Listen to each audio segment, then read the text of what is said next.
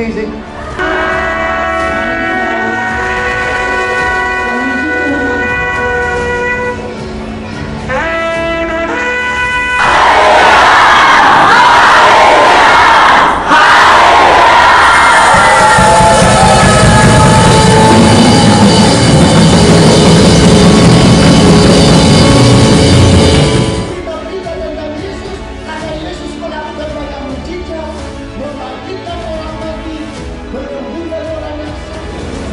Sepuluh tahun yang lalu mungkin ada di antara kita yang hadir. Saya tidak bisa bergerak karena 10 tahun yang lalu seluruh altar ini dipenuhi dengan anak-anak muda. Di atas jendela-jendela, semua lautan manusia sampai di depan-depan. Saya hanya bisa berkhotbah dalam keadaan tidak bisa bergerak hari itu. Saya percaya setiap kita yang taat kepada Tuhan, yang hidup dalam kebenaran Tuhan, Dia akan membuat mukjizat di hidup saya. Wanita-wanita Allah di tempat ini, kita bergerak maju, mengalami terobosan, breakthrough bersama Tuhan. Apapun penderitaanmu hari ini, apapun sakitmu hari ini, letakkan di bawah kaki Tuhan. Percaya dengan iman. Dari dulu sampai sekarang Tuhan Yesus masih terus melakukan mukjizat untuk kita. Amin. 1, 2, 3.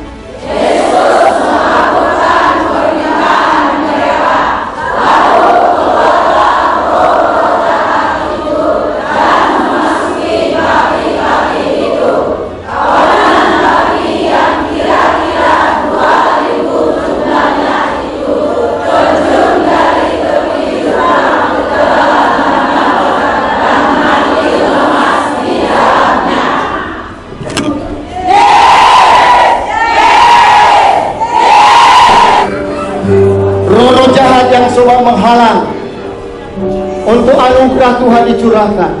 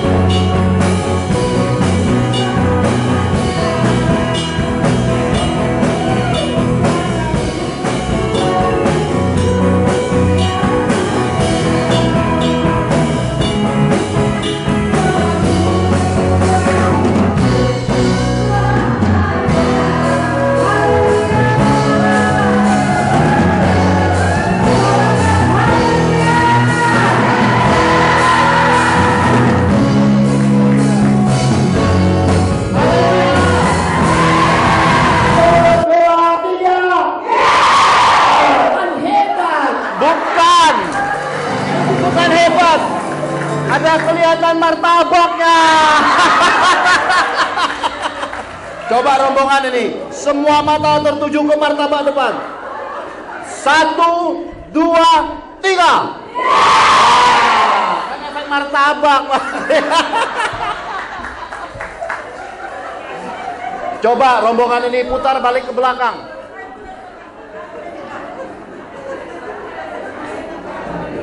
Oke, siapa? 1, 2, Awas mertua lewat.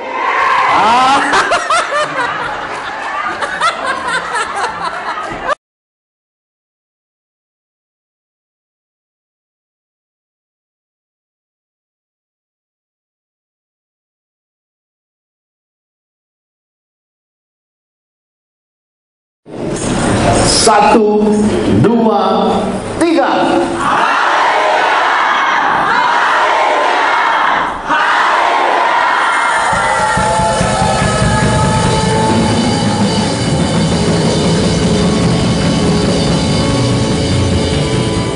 Amin. Silakan duduk.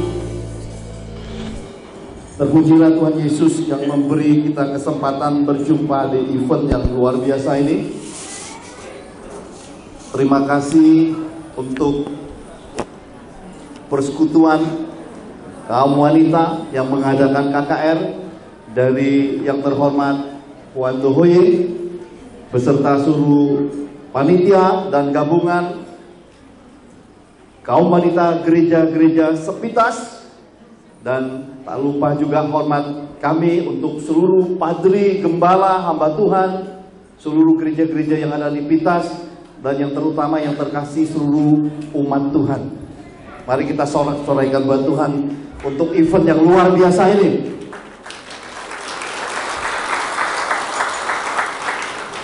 Saya harus menyampaikan sebuah tema, yaitu Tuhan memulihkan umatnya.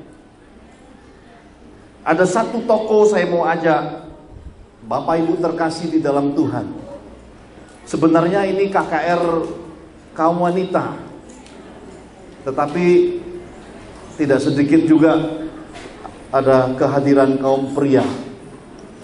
Tidak masalah, karena Kiki R-nya bisa diartikan juga Romeo. Yang merasa Romeo boleh bangkit berdiri. Ayo, yang merasa dirinya Romeo bangkit berdiri. Ibu-ibu, 1, 2, 3. Romeo angkat kedua tangan ketika ibu-ibu berteriak. Ibu-ibu, 1, 2, 3. Haleluya. Tuhan memberkati. Mari kita lihat kebenaran firman Tuhan lebih dulu. Satu tokoh yang menggambarkan pentingnya pemulihan dan dibalik kesusahan hidup, penderitaan hidup, tekanan hidup, beban kehidupan. Tokoh ini melambangkan semuanya. Mari bersama-sama di dalam Ayub 42 ayat 1 sampai yang ke-6. Ayub 42 ayat 1 sampai yang ke-6. Saya tidak bacakan lengkap kisahnya karena ada 41 pasal panjangnya. Saya mengambil beberapa potong ayat penting sebagai suatu resume, kesimpulan, dan hal penting yang Tuhan pesankan kepada kita. Ayub 42 ayat 1 sampai yang ke-6. Demikian firman Tuhan. Maka jawab Ayub kepada Tuhan, sama-sama, aku tahu bahwa engkau sanggup melakukan segala sesuatu dan tidak ada rencanamu yang gagal. Firman-Mu, sama-sama, siapakah dia yang menyelubungi keputusan tanpa pengetahuan? Itulah sebabnya tanpa pengertian aku telah bercerita tentang hal-hal yang sangat ajaib bagiku dan yang tidak ku ketahui. Firman-Mu, dengarlah, maka akulah yang akan berfirman. Aku akan menanyai engkau supaya engkau memberitahu aku. Sama-sama dengan keras, 1, 2, 3. Hanya dari kata orang saja aku mendengar tentang engkau, tetapi sekarang mataku sendiri memandang engkau. Oleh sebab itu aku mencabut perkataanku dan dengan menyesal aku duduk dalam debu dan abu. Sama-sama katakan amin. Tuhan pesankan lewat hidup Ayub, janganlah hidup dari kata orang. Lihat kiri kananmu. Lihat kiri kananmu, puan-puan, tuan-tuan. Katakan, mulai hari ini jangan hidup dari kata orang.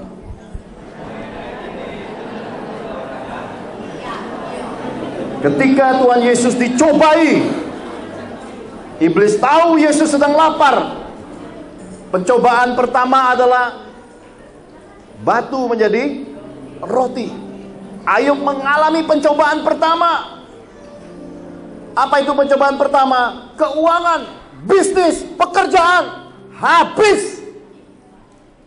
Hancur hidup Ayub. Nggak ada sisa uang, nggak ada bisnis lagi. Semuanya habis, ternaknya habis, kuli-kulinya habis, semuanya habis.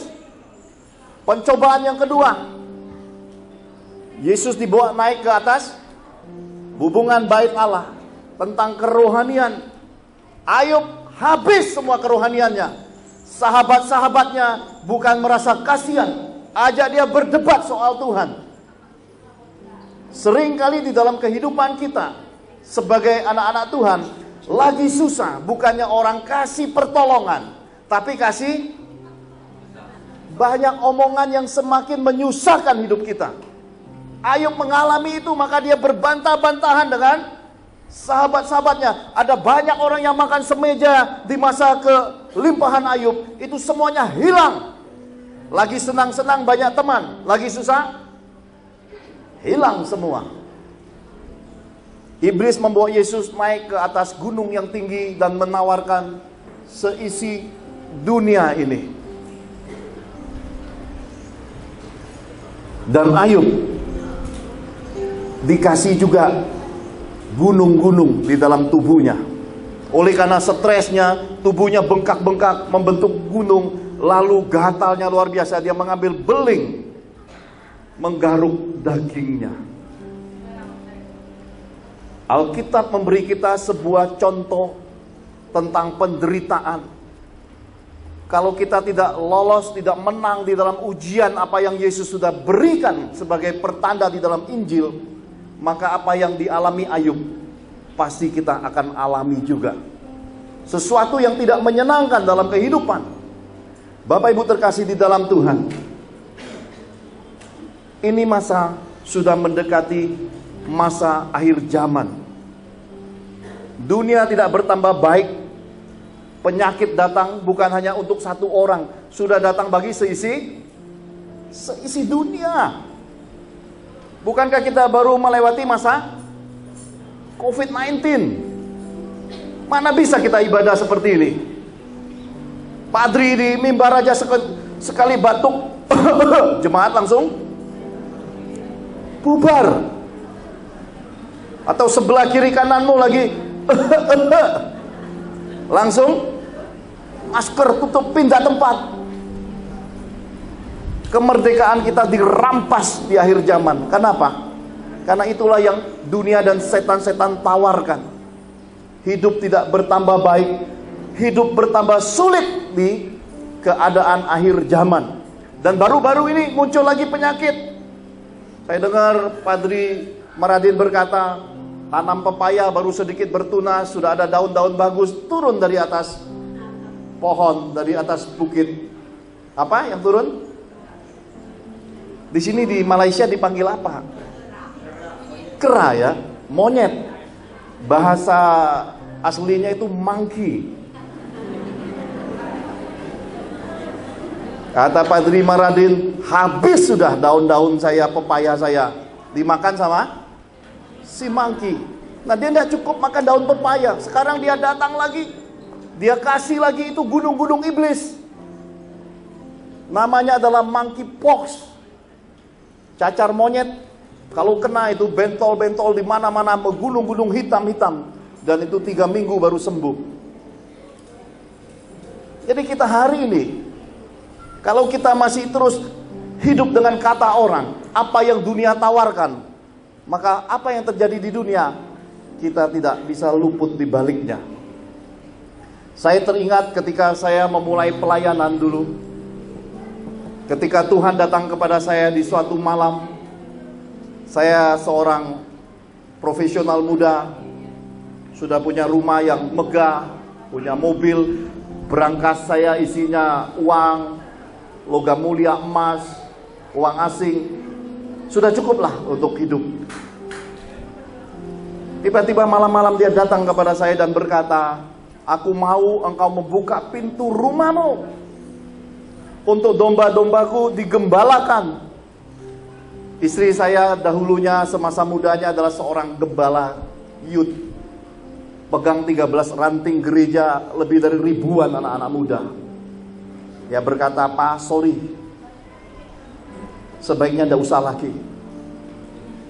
Tidak populer lah ngurusi orang, tidak enak ngurusin manusia. Karena 1000 manusia, 1000 keinginan, lebih mudah ngurusi bebek. Bebek 1000 macam, telurnya tetap sama. Telurnya keluarnya telur bebek. Manusia 1000 orang, 1000 perkataan, tidak ada yang sama kata-katanya. Istri saya tidak mau, lalu tiba-tiba tubuhnya gatal semua. Gatal. Saya bawa ke dokter yang paling ahli, yang paling terkenal, tidak bisa sembuh-sembuh. Dan itu cukup lama gatalnya, sampai makan beberapa minggu, sampai bulanan. Dan itu gatal sekali, dan sampai tidak bisa tidur. Dan satu malam, Tuhan datang mengunjungi dia secara pribadi dan berkata, "Nak, ini aku." Lalu istri saya berkata, "Apa kehendakmu Tuhan?" Tuhan berkata, "Apa yang dinyatakan suamimu adalah kehendakku, supaya engkau membuka pintu rumahmu untuk domba-dombaku masuk dan digembalakan." Istri saya, karena dulu sudah full time melayani, dia punya hikmat, dia punya kepintaran, dan sedikit, katakan kiri kananmu, akal bulus. Akal bulus itu bahasa Malaysianya apa, Padri? Cerdik. Ya, dia berkata, "Oke Tuhan, karena suamiku masih bekerja, kita buatlah pintu rumah terbuka, tapi 2 minggu 1 kali." Lalu dia bisiki saya, dia bisiki saudara, dia berkata, "Tolong jangan kasih tahu siapapun juga, supaya tidak ada yang datang." Bisakah kita menggagalkan kehendak Tuhan dengan siasat kita? Bisakah KKR kaum wanita ini kita redam, kita gagalkan dengan cara kita buat kegiatan-kegiatan di luar sana supaya seluruh orang yang ada di Pita sibuk? Bisakah? Manusia bisa buat, tapi keputusan tetap ada di tangan Tuhan. Jadi kali pertama saya buka pintu, tiba-tiba ada 12 orang duduk di lantai. 12 orang duduk di lantai. Lalu ada satu yang hadir, ibu-ibu, ketika kami sedang puji sembah Tuhan, dia kepenuhan roh. Ya, dia berteriak-teriak lalu kepenuhan roh, dia dapat baptisan roh. Sesudah dapat baptisan roh, malam itu selesailah kami ibadah. Semua bubar pulang, dan keesokan hari si ibu ini adalah seorang kepala sekolah. Ternyata anak muridnya pada hari itu ada yang kerasukan setan. Sudah dipijat-pijat jempolnya, sudah diurut-urut, itu setan tidak mau keluar. Lalu dia pergi lihat, dan tiba-tiba spontan roh di dalamnya mengeluarkan doa. Lalu tiba-tiba anak murid yang kerasukan ini berkata, "Ngomong apa?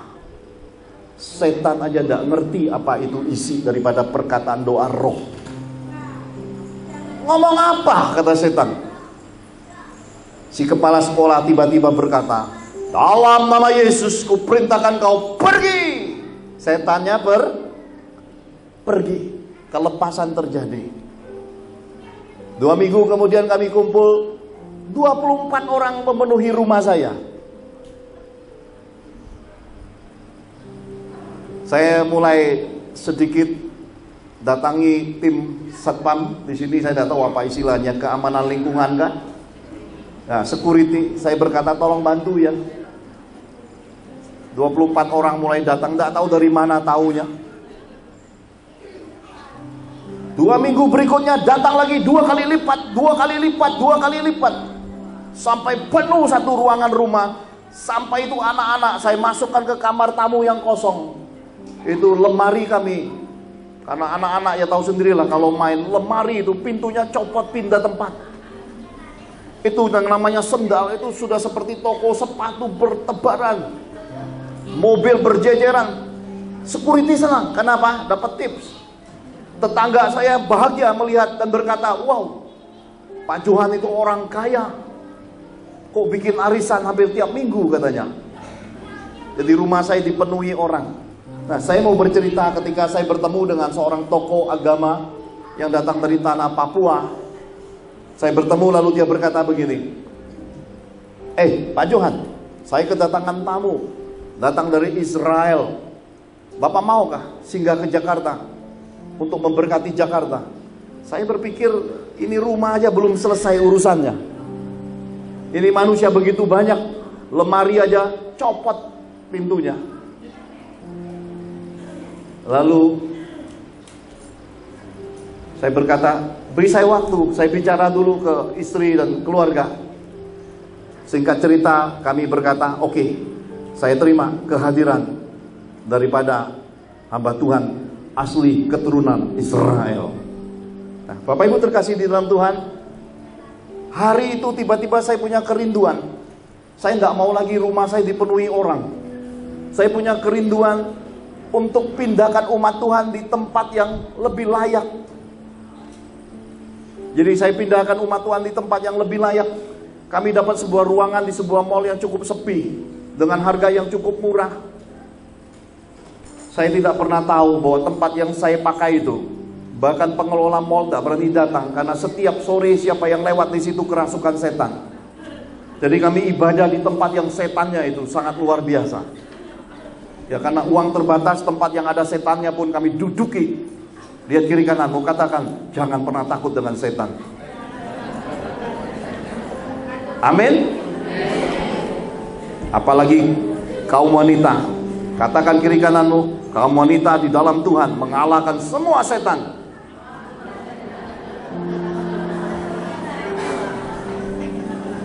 Jadi satu malam, saya merasa tempatnya terlalu kecil juga karena makin penuh orangnya. Lalu Tuhan berkata sama saya, adakanlah KKR. Jadi satu malam saya buat KKR, 1 bulan menjelang kedatangan hamba Tuhan dari Israel. Saya mendengar terus suara Tuhan. Saya tidak biarkan suara apapun masuk dalam hidup saya kecuali suara Tuhan saja. Saya coba kalahkan semua. Kenapa? Karena saya tidak pernah tahan apapun yang Tuhan kehendaki di hidup saya.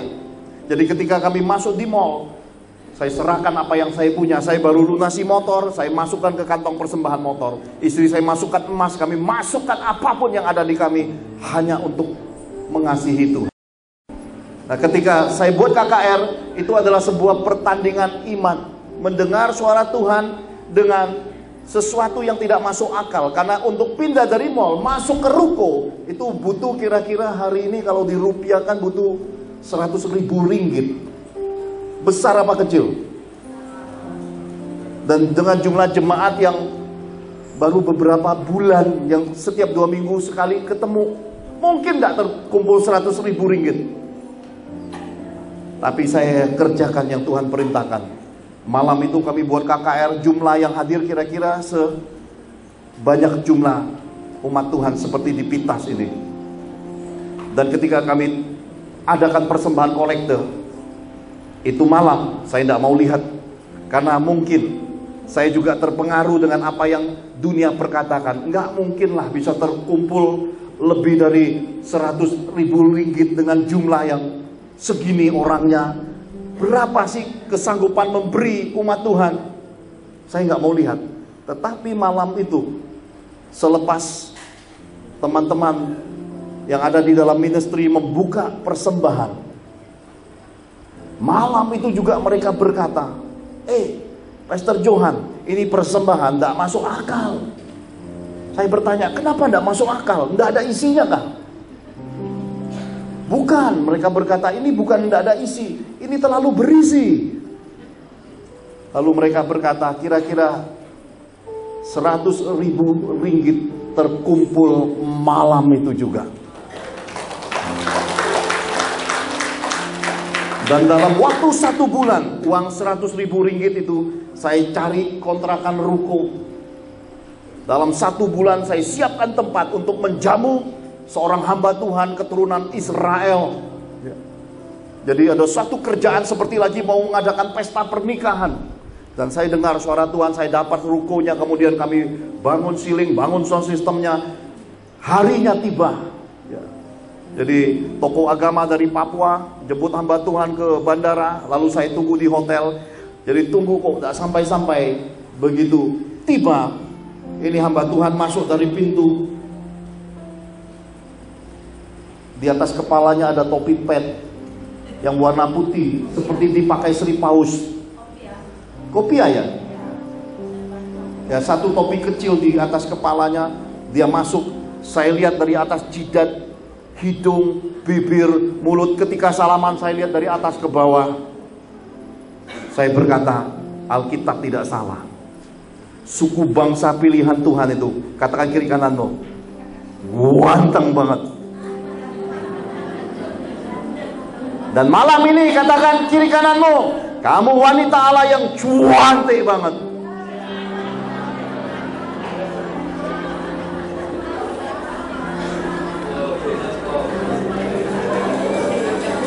Dan kami adakan KKR dengan jumlah jiwa yang datang banyak sekali, orang bergelora ingin lihat hamba Tuhan Israel. Selama 3 hari KKR, seluruh yang ada Tuhan bisiki saya, dan ketika kami masih simpen banyak uang mata asing, saya kosongkan semua kas ministry. Jadi saya kosongkan semua persembahan, saya bilang bawa pulang. Karena firman Tuhan berkata, kalau kamu memberkati Abraham, kamu memberkati keturunan Abraham, Ishak, Yakub, memberkati Israel, kamu akan diberkati. Saya kosongkan. Saya berpikir, wah ini terbalik ya. Kita selalu dengar kata orang, bahkan guru-guru berkata, hemat pangkal kaya, ya. Tapi kitab suci berkata, bermurahlah. Siapa yang bermurah akan terima kemurahan, dan berilah, maka kamu akan diberi.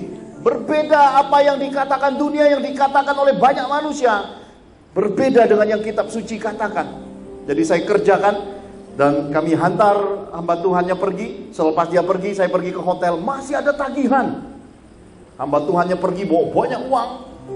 Saya harus bayar lagi ya, laundry baju, telepon internasional, banyak sekali tagihannya, dan saya bayar. Itu hal yang saya lihat di dalam hidup. Sebuah bukti nyata, Tuhan tidak pernah berhutang. Katakan kiri kananmu, Tuhan tidak pernah berhutang. 10 tahun yang lalu Bapak Ibu, saya hadir di sini. Ini agak legaan, ini hari saya. 10 tahun yang lalu bukan hari saya, itu hari Pastor Angeleo Johan. Kenapa? Karena baru 2 tahun mengikuti pelayanan Tuhan setelah ditawari dengan pelayanan besar dari Gereja Katolik Roma, ditawari hamba-hamba Tuhan untuk buat album, dia pilih Pak Johan yang nggak punya apa-apa. Jadi Tuhan memberi penghargaan kepada Pastor Angeleo Johan untuk datang ke Pitas, Malaysia 10 tahun yang lalu. Dan selepas kami selesai mau pulang, dia datang ke saya, dia berkata begini, Pak, Tuhan ngomong sama saya. Saya tanya, ngomong apa? Ini saya mesti berkati Pak. Jadi waktu datang ke sini, Pastor Angel itu masih business woman, barang branded masih nempel di badannya. Dia punya jam arloji, itu hanya ada 1000 di Asia. Jadi jamnya brand ditanda tangan lagi sama artis, bukan artis, sama apa itu, atlet ya. Atlet terkenal tanda tangan di jam itu. Lalu dia berkata, Tuhan suruh saya untuk melepas jam ini untuk orang-orang yang mengasihi Tuhan di kota Pitas ini. Siapa yang dapat? Tidak usah dicari tahu. Yang paling lebar senyumnya pasti itulah orangnya. Amin. Hari itu hari Tuhan untuk seorang Ibu Angel. Dia melepaskan apa yang Tuhan perintahkan, dan saya mendukungnya. Meskipun bagi banyak orang dunia berkata, rugilah ya, ngapain kau beri, itu jam mahal, arloji mahal, dan cuma ada 1000 di Asia.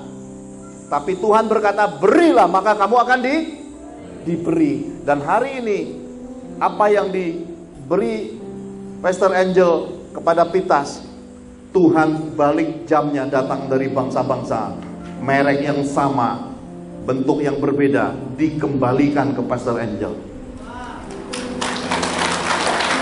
Tuhan tidak berhutang. Katakan kiri kananmu, Tuhan tidak berhutang. Amin.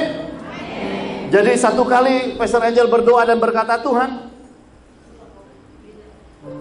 saya kepengen lihat pelayanan ke bangsa-bangsa.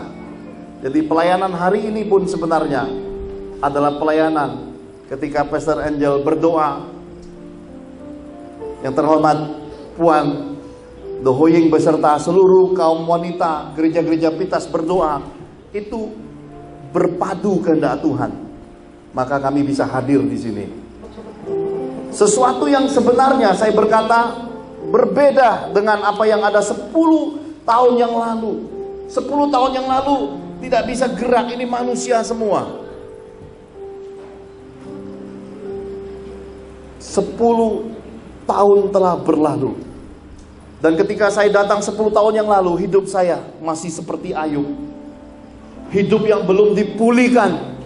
Saya baru dipulihkan adalah di tahun 2024 ini. Dan saya ingin Bapak Ibu memahami bahwa apa yang dialami Ayub, saya alami dalam satu bencana kematian. Seluruh yang saya bangun, ministry gereja, hancur dalam sekejap. Dan kemudian tahun kedua di kedukaan, Tuhan menemukan Pastor Angel disandingkan di pelayanan saya. Dan itu bencana. Tadi saya dengar ada cerita, besok kita ada pemeriksaan kanker.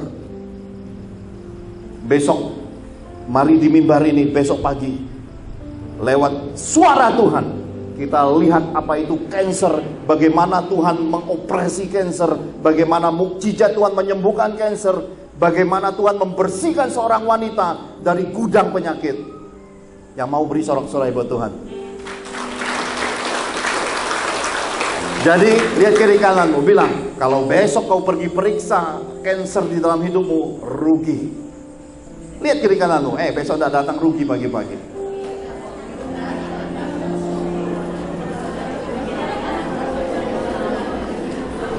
Karena besok kita akan lihat bagaimana Tuhan membuat mukjizat dalam kehidupan. Amin.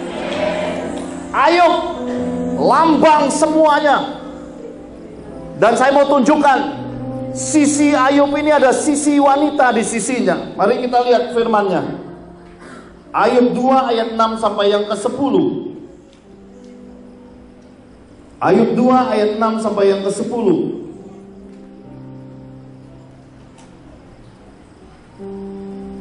Demikian firman Tuhan. Maka firman Tuhan kepada iblis, sama-sama, nah, ia dalam kuasamu, hanya sayangkan nyawanya. Kemudian iblis pergi dari hadapan Tuhan, lalu ditimpanya Ayub dengan bara yang busuk dari telapak kakinya sampai ke batu kepalanya. Lalu Ayub mengambil sekeping beling untuk menggaruk-garuk badannya sambil duduk di tengah-tengah abu. Maka, sama-sama, ulangi lagi. Maka siapa yang ngomong? Siapa yang ngomong? Wanita atau pria? Wanita apa pria? Pria apa wanita? Maka berkatalah istrinya kepadanya, sama-sama, masih bertekunkah engkau dalam kesalehanmu? Kutukilah Allahmu dan matilah. Tetapi jawab Ayub kepadanya, pria-pria baca sama-sama, 1, 2, 3. Engkau berbicara seperti perempuan gila. Apakah kita mau menerima yang baik dari Allah, tetapi tidak mau menerima yang buruk? Dalam kesemuanya itu Ayub tidak berbuat dosa dengan bibirnya. Sama-sama katakan amin. Amin. Istrinya Ayub berkata begini, Yub, sudah Yub. Karena istrinya lihat, wah ini bisul gunungnya banyak sekali meletus, digaruk sama beling. Yub, sudahlah, kutuilah Tuhan, matilah sudah itu Yub. Ada yang bawa Romeo-nya? Ada yang bawa suaminya di sini? Ibu-ibu yang bawa suaminya boleh angkat tangan tinggi-tinggi. Yang bawa suaminya boleh bangkit berdiri.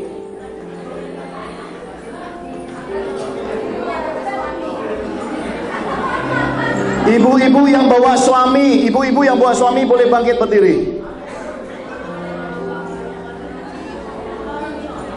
Suami-suami jangan berdiri, suami-suami duduk.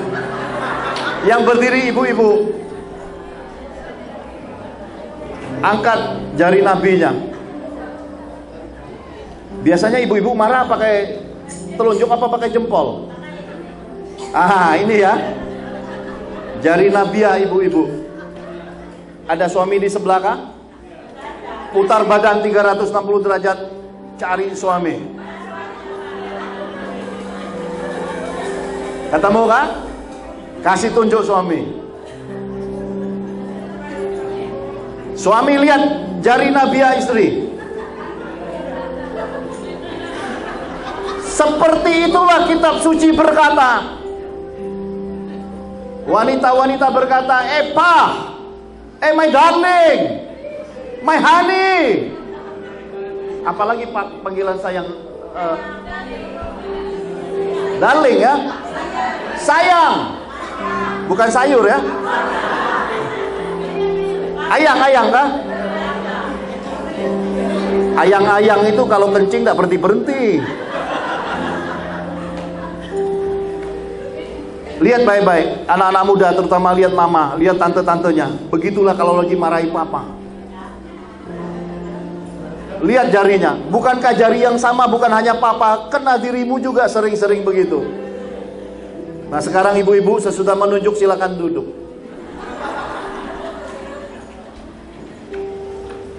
Romeo silakan berdiri.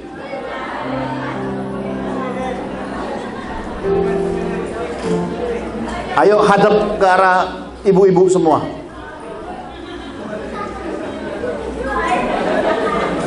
Hadap ke ibu-ibu. Tadi sudah dikasih jari telunjuk sama istri-istri. Apa yang kamu buat? Kamu kasih 5 jari. Sama-sama katakan stop. Stop. Ini bukan Dr. Johan yang ngomong, ini kitab suci. Kamu kayak perempuan gila. Nah.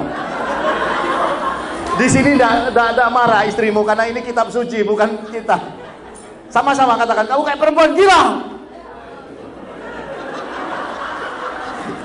Anak-anak nanti malam.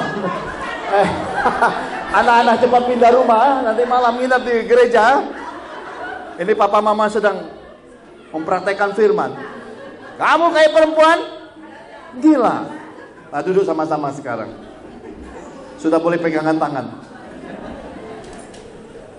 Ketika hidup tidak sepadan, ketika hidup tidak menjalani apa yang digambarkan Tuhan sebagai pasangan yang harmoni, pasangan yang bahagia, yang satu iman, yang saling menopang, mendukung, dan saling mencintai. Ini ada dalam kitab suci. Istri lebih senang lihat suaminya mati di tengah penderitaannya. Istri-istri yang saleh seperti istri Ayub bahkan mendorong suaminya untuk mengutuki Tuhan. Hari ini marilah kita coba sadari sama-sama. Jangan dorong suamimu untuk jadi orang kaya. Sejak dulu engkau sudah tahu waktu engkau menikah dengan dia, mukanya bukan muka orang kaya. Dan tidak usahlah kau coba dandani suamimu mukanya mirip Jackie Chan, ya. Atau coba kau tiru mirip Padri. Sudahlah, tidak usahlah. Dari dulu memang sudah terciptanya seperti itu. Dan tidak usah kau pamerkan ke anak-anakmu dan berkata, kau lihat papamu kalau tidur itu nyanyinya kencang sekali. Sejak masa pacarannya dulu memang sudah mengorok. Kenapa baru marah-marah hari ini soal suami mengorok? Saya teringat, Bapak Ibu terkasih dalam Tuhan, satu hari saya bawa tim pelayanan di Jawa Tengah. Itu kali pertama itu tim tidur sama saya, karena saya tidak bawa kaum wanita, saya bawa kaum pria. Dan begitu masuk di dalam kamar hotel yang besar, Dia pakai celana pendek, sebagian tidak pakai baju. Saya lihat dari atas ke bawah. Ini acara apa? Saya bilang, tidak bisa tidur pastor kalau tidak buka baju. Jadi kita cuma biasa tidur pakai celana pendek saja. Saya bilang oke, tidak masalah. Silakan atur tempat tidur masing-masing. Jadi kita turunkan kasur, kita gelar. Saya masih, habis itu saya masih doa, renungkan firman. Sebentar kemudian terdengar suara asing. Ada pujian keluar. Suara kereta api. Karena saking rohaninya, mereka tiru. Karena Tuhan Yesus tukang kayu. Keluar lagi suara berikutnya, suara gergaji.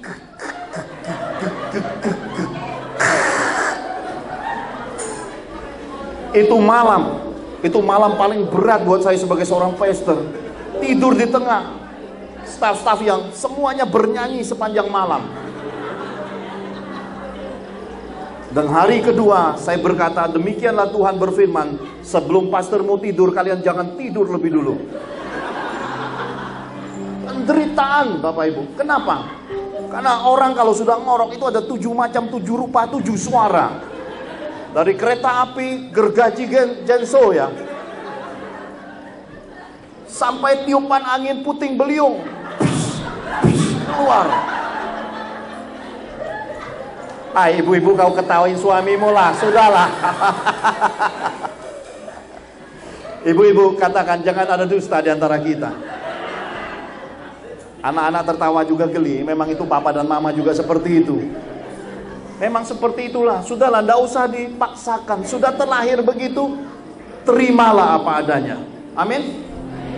Istrinya Ayub tidak mau ngerti. Ayub yang luar biasa saleh, bisnis habis, anak-anak mati, teman-teman pergi, sahabat pergi, duit tak punya, nama baik hancur, badan ini isinya korengan semua, penyakit kanker karena stres, semua membusuk, digaruk sama beling. Dan istri yang ada di sisinya berkata apa? Kutuki Tuhan Yub, mati Yub. Tetapi saya acungkan jempol kepada Ayub. Kenapa? Dia marahi istrinya.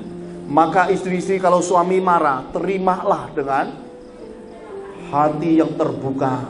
Ya, kalau istri pulang ke rumah dan berkata, Ma, ini nggak ada makanan kah? Jangan kau marah dan berkata, aku sibuk pelayanan.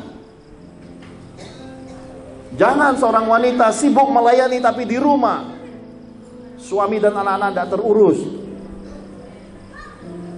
Dan janganlah ibu-ibu kalau lihat tetangga ini itu kepengen juga. Kasihan suamimu. Saya teringat sebuah cerita Bapak Ibu. Saya tidak tahu ini ada di Kudat, ada di Pitas, yang dekat Kudat apa namanya?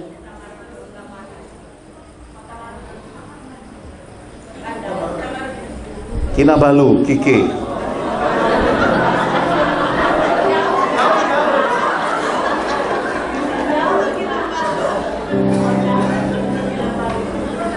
Di mana paling banyak sungai? Kina Batangan. Oh, ada Kina Batangan. Di mana banyak emas batangan? Di toko emas yang pasti. Jadi ada satu sayembara, ya. Ada satu sungai, isinya buaya semua. Ya. Semua buaya ada di sungai ini. Dari buaya putih, buaya hitam, buaya muara, buaya siluman, sampai buaya darat ada di sungai ini semua. Dan kumpullah seluruh warga Pitas di situ. Dikatakan gini, siapa yang bisa masuk ke kolam ini kemudian keluar dalam keadaan hidup-hidup, berhak mendapatkan 1 juta ringgit 1 juta ringgit hari ini juga. Semua saling memandang. Kenapa? Karena buayanya besar-besar sekali, apalagi buaya darat. Ya kan? Kok seneng kalau ngomong buaya darat? Ini pemusik kayaknya ada cerita dengan buaya darat ini. Ya?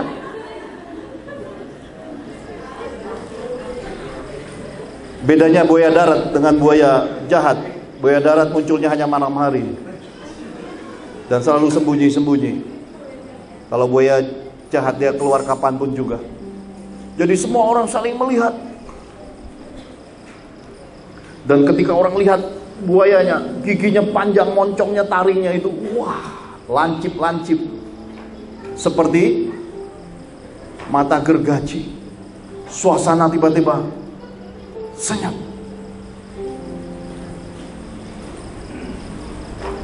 Lagi membayangkan buaya ini ceritanya. Yang kecil-kecil itu bukan buaya, itu biawak. Itu tadi Patri cerita. Ada anaknya disuruh ngurusi kebun sawit, dia pulang dia berkata, Daddy aku tidak jadi lanjut, ada buaya. Pedri berkata, itu kan buaya, itu biawak.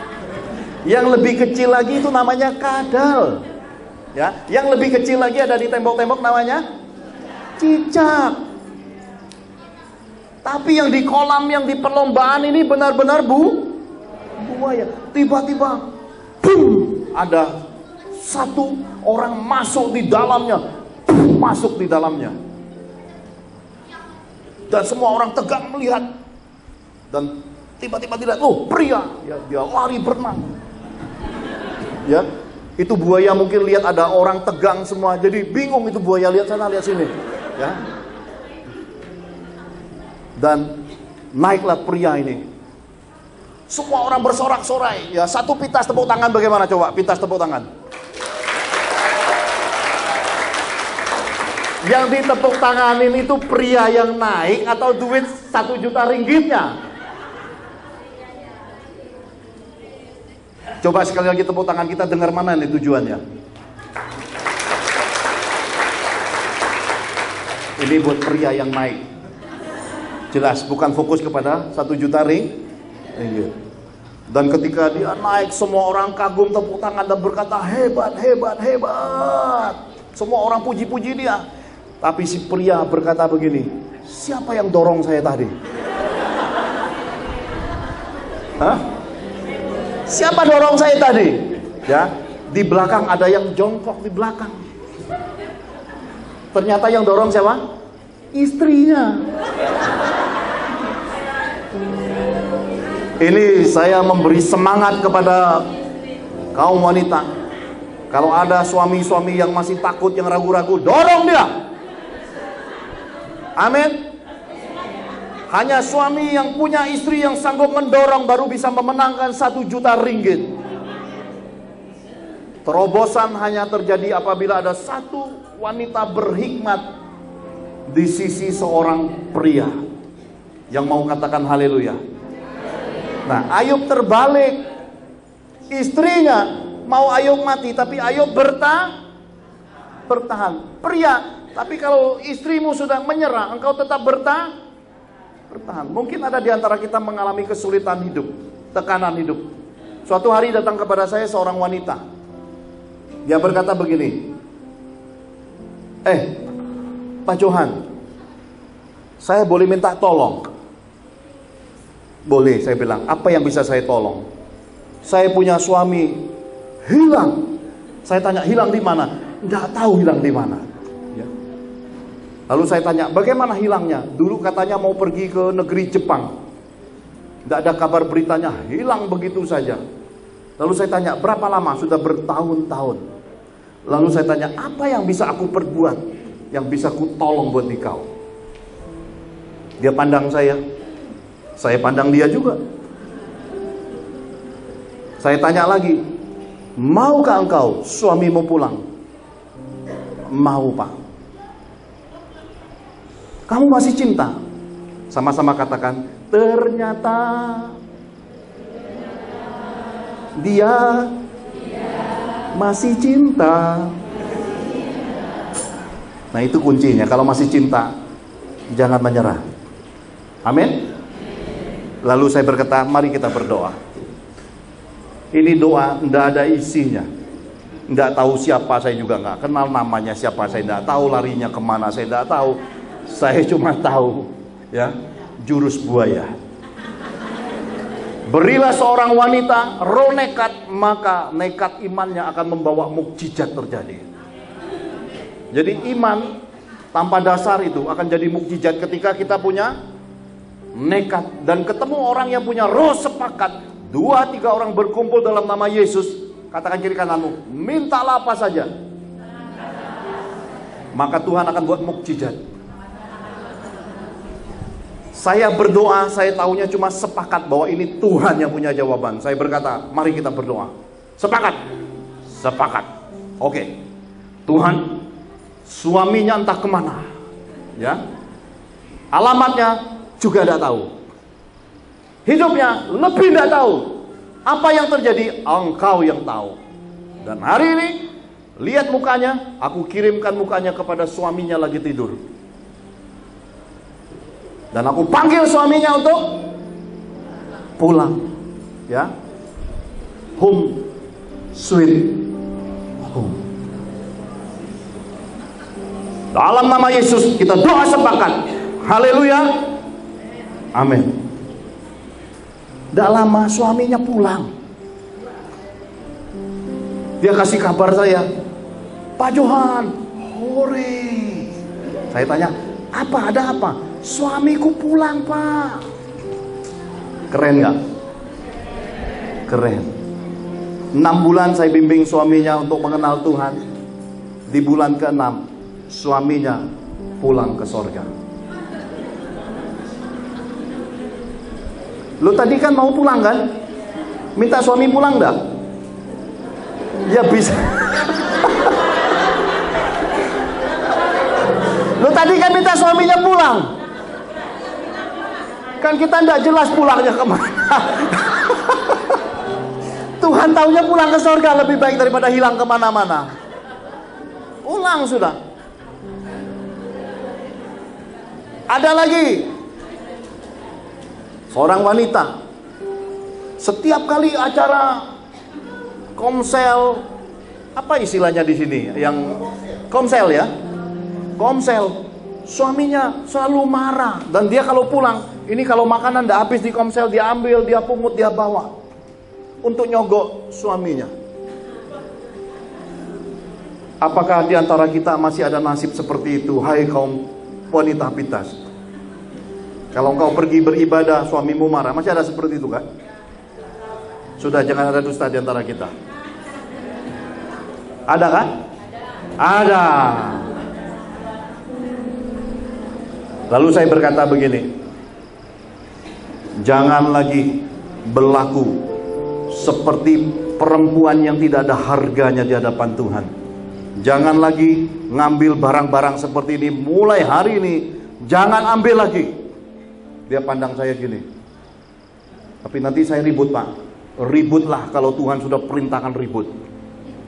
Tapi kalau Tuhan belum berkata apa-apa, diam dan bertenang.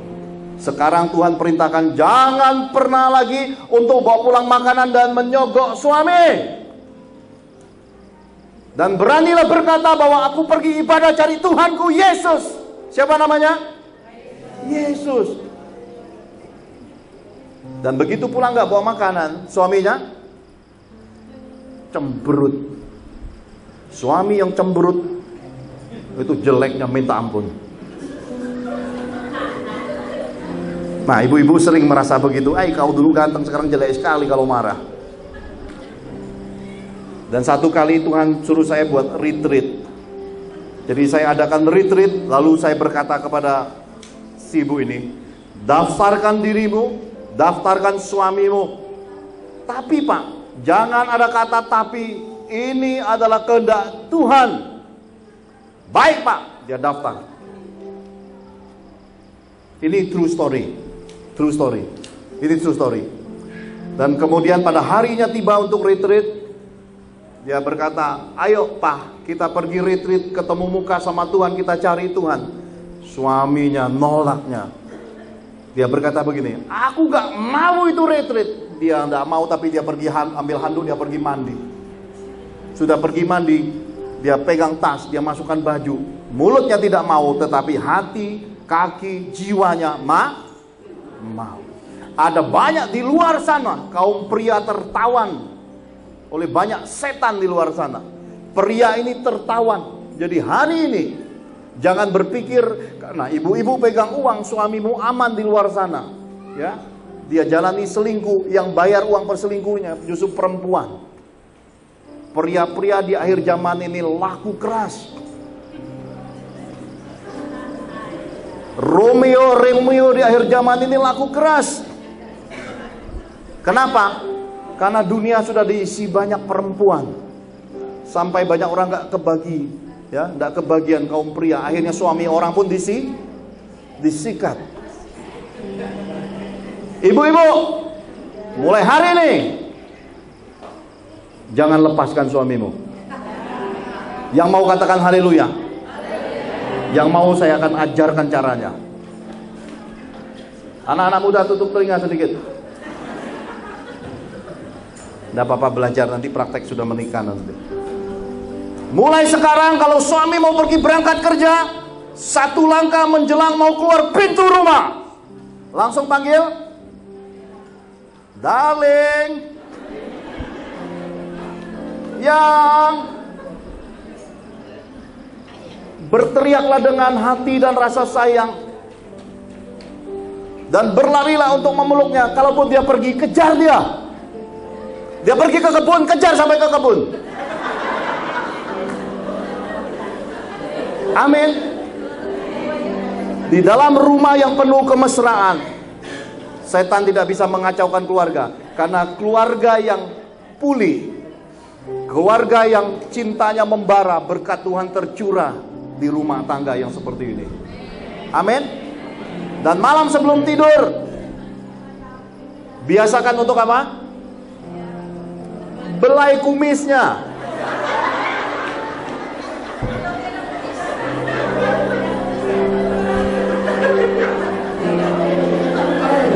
Dan marilah ibu-ibu mulai sekarang belajar sedikit berbahasa basi. Jangan lagi terlalu serius di dalam kehidupan. Anak-anak suruh tidur lebih awal, supaya besok dia tidak tertawa lihat mamanya.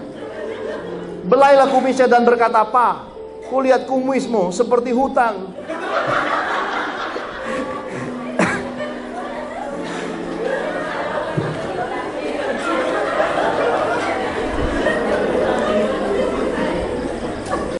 Seperti pohon-pohon sawit yang ada di Pitas. Ya, makin ku pegang kiranya makin lebat, Papa. Dan saya jamin suamimu akan setia dan berkat Tuhan mulai hari engkau mempraktekkan ini, berkat Tuhan akan melimpah masuk di dalam rumahmu. Amin. Dan kalau ada suami-suami yang hari ini belum pulang, nanti ada sesi besok, khususnya besok malam. Ya, saya bawa serta istri saya. Nanti kita doa sepakat, yang hilang akan kembali. Dan kalau minta pulang, harus pulang ke rumah, jangan pulang dan tidak ada kemana-mana, dibawa pulang ke surga nanti. Amin. Dan kalau ada di antara kita nanti ternyata ada bawa pundi-pundi, ternyata berlobang, ternyata hasil kerja sampai hari ini belum bisa menabung, belum bisa punya kelimpahan, besok malam usahakan hadir, kita mau doa sama-sama supaya pundi-pundinya Tuhan ganti yang baru. Amin. Wanita ini setelah datang ke retreat, suaminya bertobat. Apakah dosa itu tidak ada harganya? Dosa yang diperbuat, harganya tetap setan tagih. Satu masa, sisa 1 bulan, rumah kontrakannya habis, uangnya sisa sedikit, tidak cukup untuk kontrakan rumah. Masa itu kami sedang butuh gereja, sedang butuh karpet. Ini kan karpet-karpet. Setiap iman yang diajarkan Tuhan dalam perjumpaan pribadi, itu pasti iman yang akan naik menjadi kepala dan akan terus bertambah keberanian dan nekat di dalam iman. Lalu dia berkata sama suaminya, "Dulu ketika aku memenangkan dirimu, aku berani ribut. Dan ketika aku bawa engkau menghadap Tuhan, aku berani daftarkan retreat. Sekarang mau kontrakan rumah habis, sisa sedikit uang ini tidak cukup kontrak. Sudah kita praktekkan firman, mencucurkan dengan air mata, uangnya dia tabur masuk gereja untuk beli karpet. Hari itu Saya ketakutan sekali setelah saya dengar itu. Kenapa? Kalau tidak terjadi mukjizat bagaimana? Dia tidak pegang uang lagi 1 bulan lagi, mau tinggal di mana? Jadi saya datang menghadap di hadirat Tuhan dan berkata, janganlah engkau berhutang, hai Tuhanku. Ingatlah cucuran air mata umatmu ini. Haruslah engkau perhitungkan jadi mukjizat dan menjamin kelangsungan hidup mereka. Dalam kurun waktu 1 bulan itu, tiba-tiba suaminya berjumpa dengan teman lamanya dan berkata, apa kabar? Bagaimana kerjamu hari ini? Ya begini-begini. Mau gak kau kerja sama aku? Ini aku kasih kerjaan. Dia tanya, kerja apa? Oh, cocok dengan saya. Mau gak kerja? Kalau mau gaji sekian. Apa benar gaji seperti ini? Kalau engkau mau, engkau perlu apa? Saya butuh rumah. Oh, kita siapkan. Berapa allowance segala macam? Dalam 1 bulan Tuhan ambil pekerjaannya, ganti yang baru dengan gaji lipat kali ganda. Dan semua uang untuk kebutuhan kontrakannya Tuhan penuhi.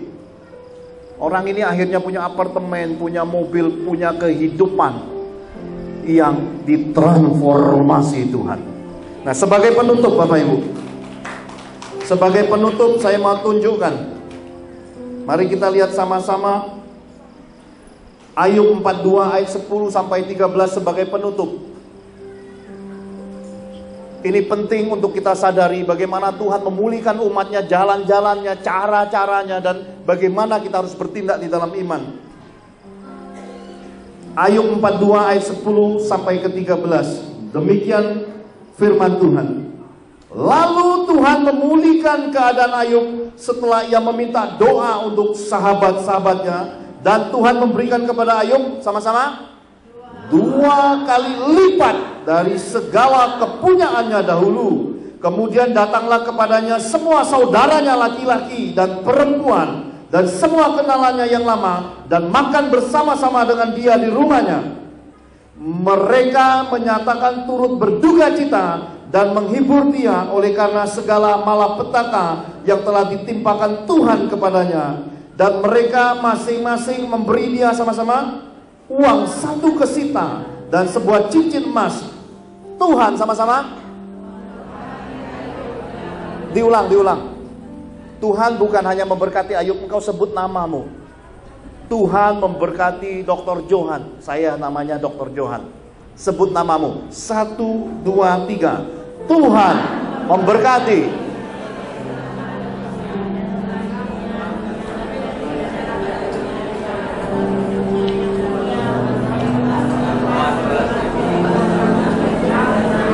Harus masuk ke dalam iman, harus masuk ke dalam batin, harus masuk ke dalam jiwa. Saya undang bangkit berdiri sama-sama semua.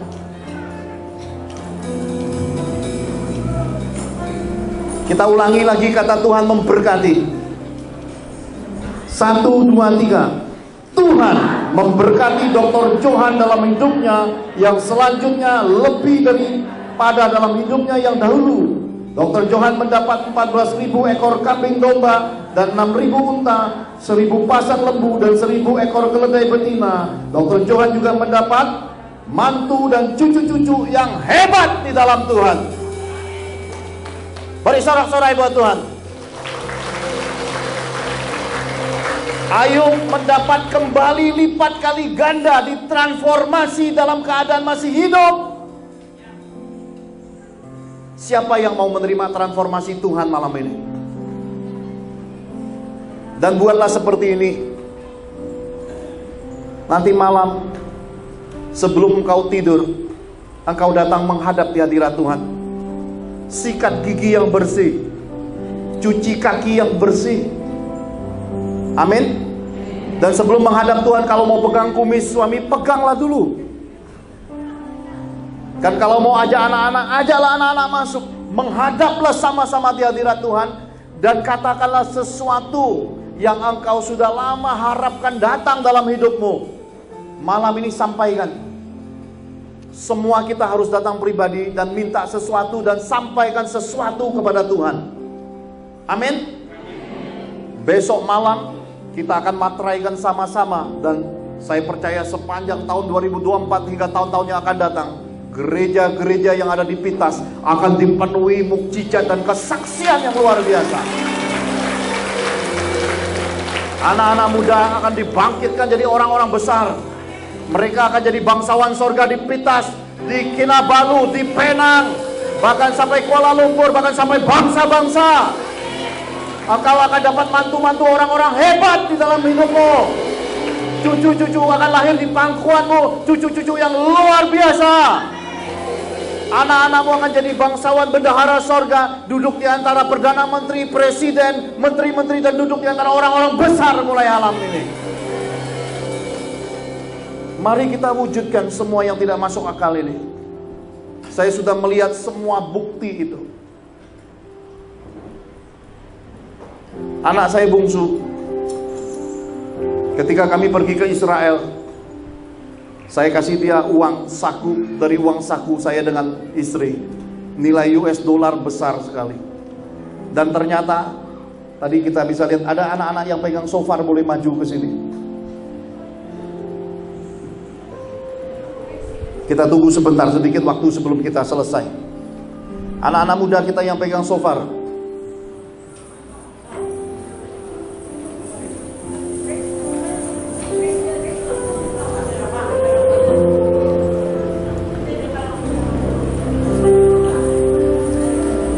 shofar lengkap dengan anak-anaknya, lengkap dengan generasi mudanya. Mari tampil di depan.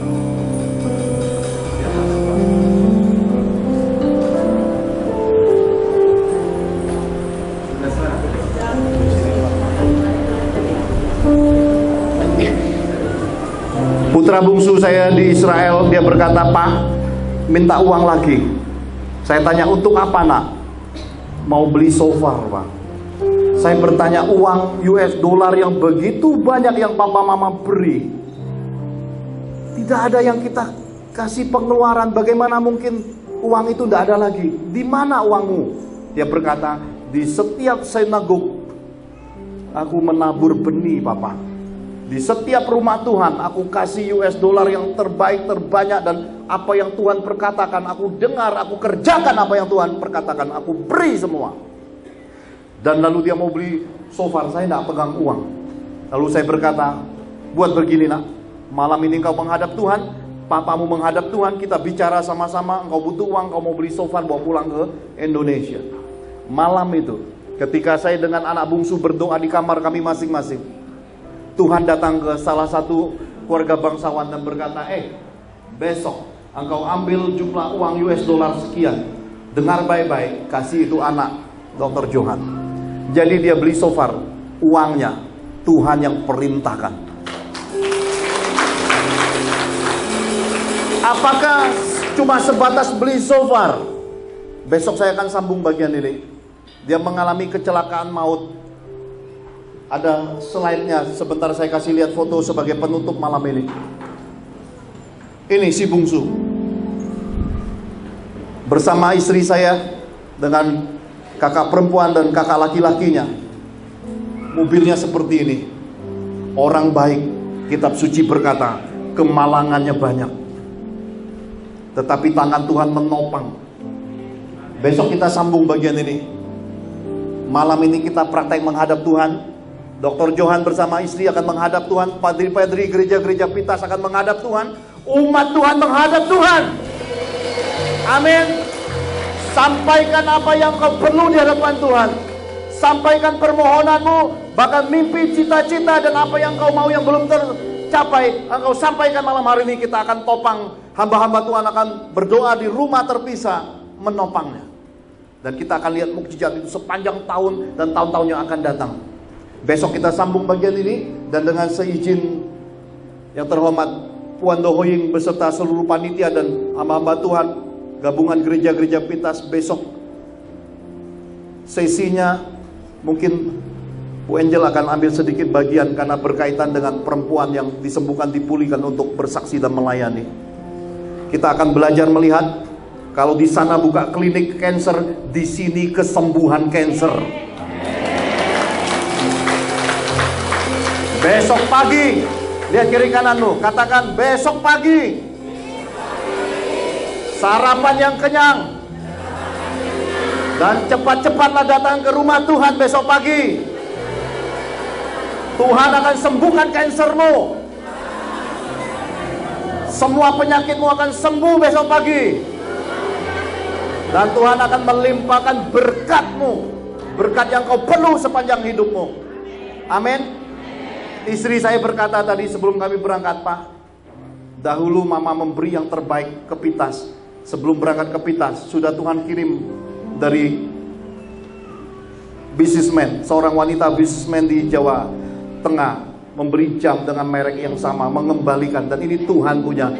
Tuhan tidak pernah mau berhutang. Amin. Tuhan tidak pernah mau berhutang. Bahkan Dia beli hidup kita lunas di atas kayu salib. Amin. Jadi sama-sama kita akan selesaikan ibadah ini. Kita pulang menghadap di hadirat Tuhan di rumah kita yang menginap di sini. Ambil waktu tenang bersama Tuhan. Kita bersama para padri, semua gembala, semua sidang penatua, semua hamba Tuhan segereja Pitas juga akan menopang dengan doa sepakat supaya Tuhan langsung kasih jawaban. Yang mau katakan haleluya, teriakan haleluya, haleluya, haleluya, teriakan haleluya. Pintu surga terbuka dari Pitas.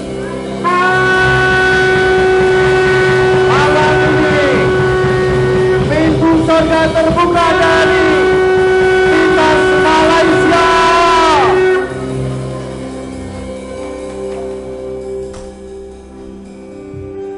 Apakah api roh sudah sampai ke Bapak Ibu? Apakah Bapak Ibu sudah merasakan suatu yang berbeda pada jiwamu, pada manusiamu? Apakah Bapak Ibu sudah tahu bahwa ada kekuatan kuasa Tuhan yang luar biasa masuk dalam dirimu? Dan malam hari ini pintu sorga yang terbuka. Malaikat akan turun dari sorga, menghantar jawaban dari Bapa Surgawi masuk dalam hidupmu. Amin. Jadi marilah ambil waktu malam ini dengan ketepatan Kairos ini, sama-sama kita berdoa.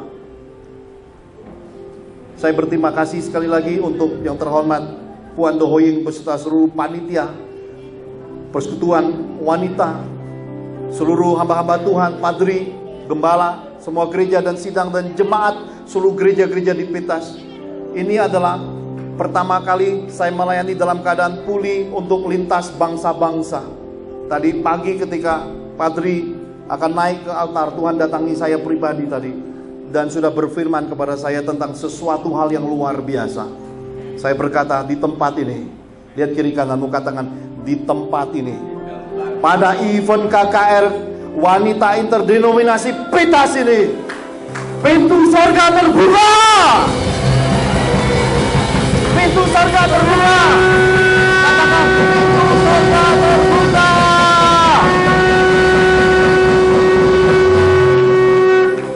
Amin. Kita akan melihat suatu kebangunan rohani yang hebat, kebangkitan anak-anak terang, generasi anak-anak muda yang saya 10 tahun yang lalu lihat masih kecil-kecil, sekarang sudah jadi anak-anak gadis yang cantik. Besok beberapa di antara anak-anak gadis kita Tuhan akan tampilkan di sini. Beberapa di antara kita yang mengalami apa yang pernah saya saksikan dengan air mata juga akan hadir di altar Tuhan besok bersama dengan Pastor Angel Liu Johan. Salami kiri kanan sebelum kita selesai, katakan, besok lebih awal. Yang terlambat akan duduk di luar. Katakan, besok datang lebih awal. Yang terlambat tidak kebagian ruangan dalam.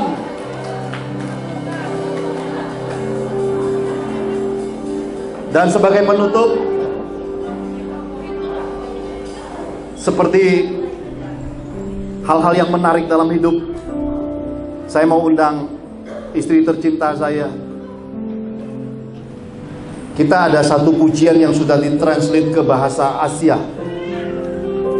Lagu ini boleh dinyanyikan nanti di rumah kalau rasa ada satu kelemahan, ada satu keletihan hidup. Mari sama-sama kita belajar lagunya.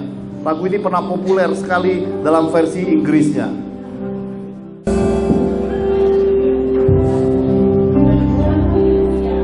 Jatuh dan tak berdaya, kesesakan menghimpit jiwaku,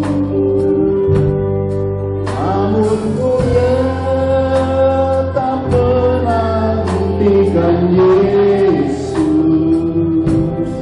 sampai Dia jamah dan pulihkan. Saat jatuh dan tak berdaya, kesesakan menghimpit jiwaku. Mari sama-sama.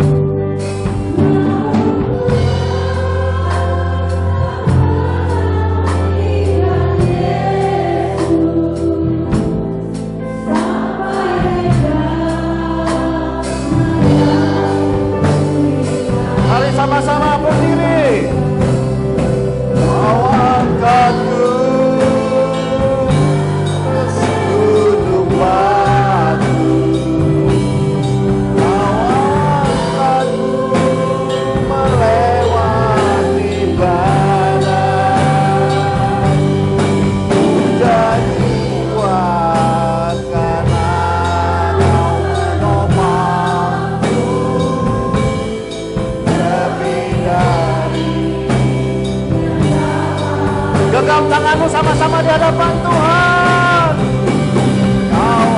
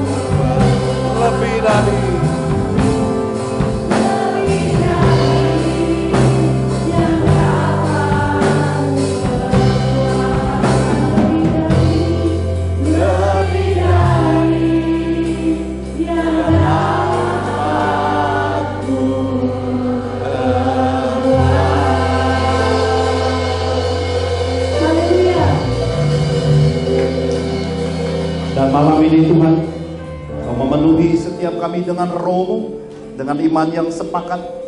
Umat beserta semua pedri, gembala, hamba-hamba Tuhan, dan semua kami yang datang berdiri di dalam kemuliaan kehendak-Mu di acara KKR Kaum Wanita Interdenominasi ini.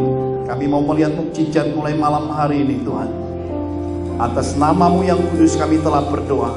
Atas nama-Mu yang kudus kami menerima kehendak-Mu. Dan atas nama-Mu yang kudus, mukjizat, kesembuhan, pemulihan, kelimpahan datang di dalam hidup kami. Terima kasih, segala hormat, kuasa, pujian kami persembahkan kembali kepada Tuhan. Di dalam nama Tuhan Yesus, kami telah berdoa dan mengucap syukur. Mari semua kita yang cinta Tuhan Yesus berikan sorak-sorai sama-sama. Haleluya! Haleluya!